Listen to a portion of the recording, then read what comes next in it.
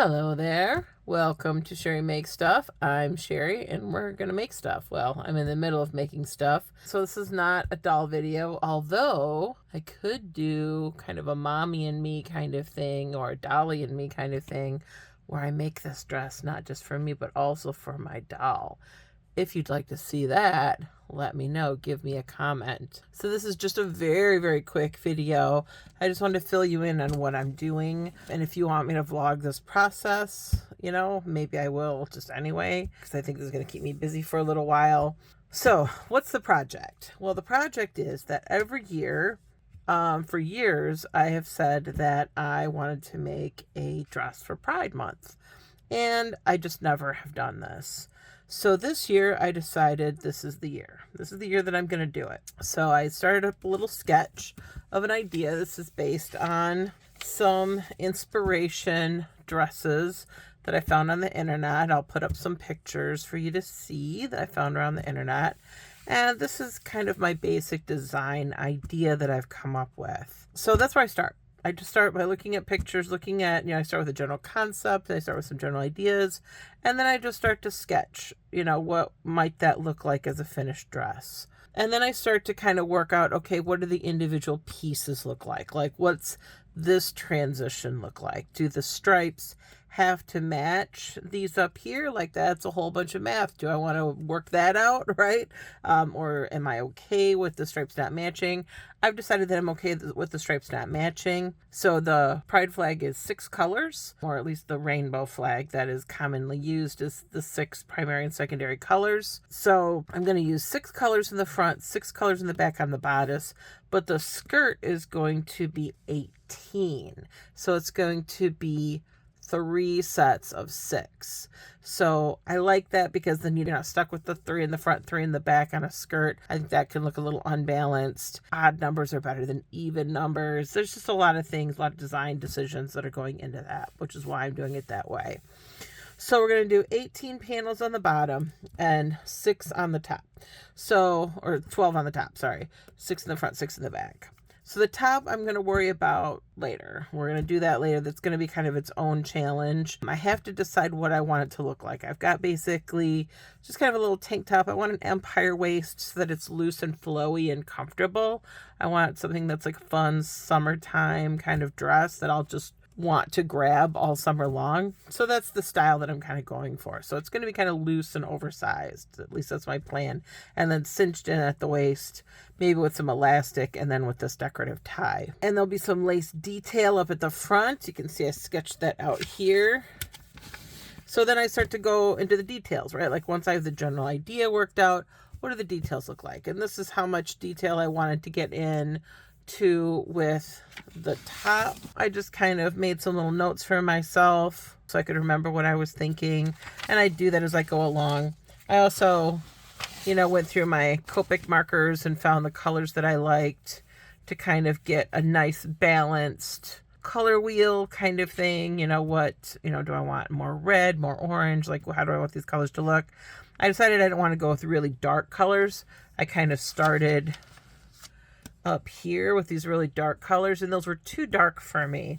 So I decided to go with brighter, kind of more springtime kind of colors, which goes right for June, a June kind of thing. Oh, and I have some rainbow flowers that I bought on Amazon. I thought it was on a headband. It's on an elastic. So I'm going to take those off and I'm going to glue those onto a headband so it's more comfortable and more convenient to wear.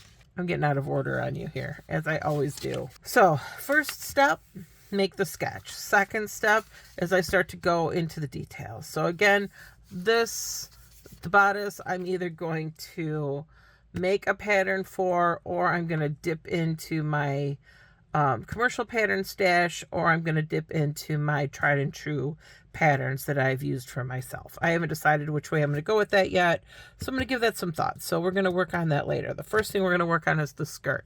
And the skirt is going to be made up of 18 gores. And so this is where math comes in. This is where you're like, oh, all of that algebra I took in school actually did do me some good. Tried to figure out, like, what is the ratio? What do I want this to look like? How big around do I want it to be? right? And how big do I want these strips to be? And I finally got it to be where I want it, again, to be kind of loose. I'm a big girl, so I want it to be like about 60 inches on the empire waist, just so it's loose and flowy and stuff, and it will gather in. After working out the math, I decided I think I'm going to go with each panel being 5 inches at the top and then tapering out to 9 inches at the bottom. If I do that times 18, I think that gives me my number. Problem is, here's my problem. My problem is that when I was doing my measurements, is that my butt is like really big. And so it has to like dramatically flare out from my waist to my hips. But I don't want like a 400-inch hem, right? Like I don't want this huge hem. So I had to like kind of compromise and decide what I wanted to do.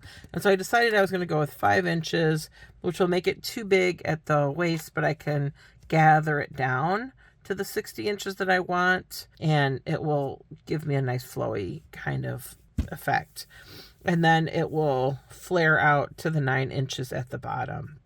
So that means I need to make 18 gores, 3 in each color. So then I got to add seam allowance into everything, right? So I do 1/2 inch seam allowance.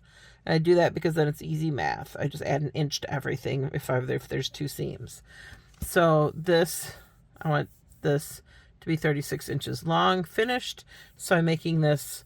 Right now I've got 37. I'll probably do a little bit more so I can have more of a hem. But a rolled hem on this will be fine too. So if I just stick to the 37, that's fine. So 37 inches in length, 10 inches, or 6 inches at the top, 10 inches at the bottom, and that will get me my gores. I'm not worried about what this curve is. I figure I will trim it up once the skirt's all put together, and I'll figure out what that curve needs to be.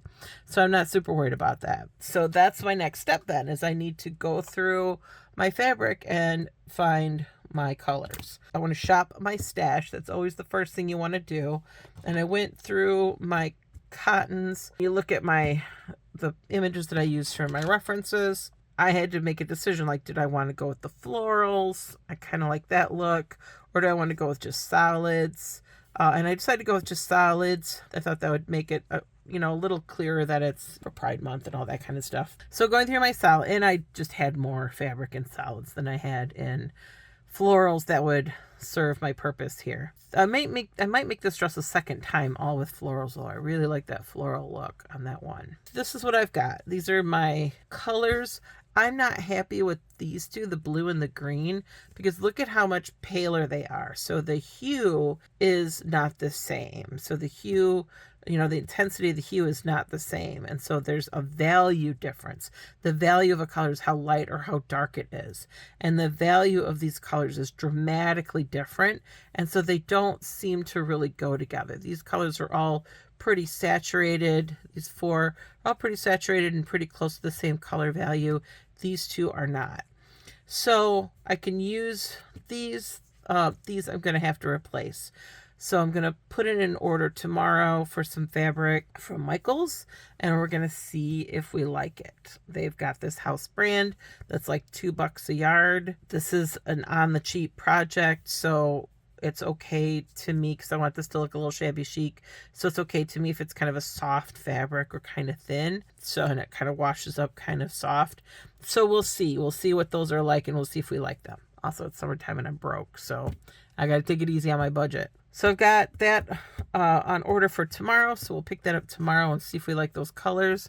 I don't like that I got to shop online right now for colors, but we'll make it work. I was more familiar with Joann's fabrics, right? R.I.P. Joann Fabrics.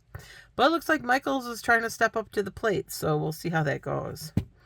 So anyway, that's where I'm at for right now, is I can cut the wedges of these 4, and actually I could start sewing them together, and I could have these panels done. So maybe that's the next thing I will work on. Other than that, I guess I'll see you in the next one. This is it for now. Do all the cool YouTubey stuff. Like, subscribe, share. Do you like this? Can feel free to contribute to my fabric habit so that I can make stuff like this.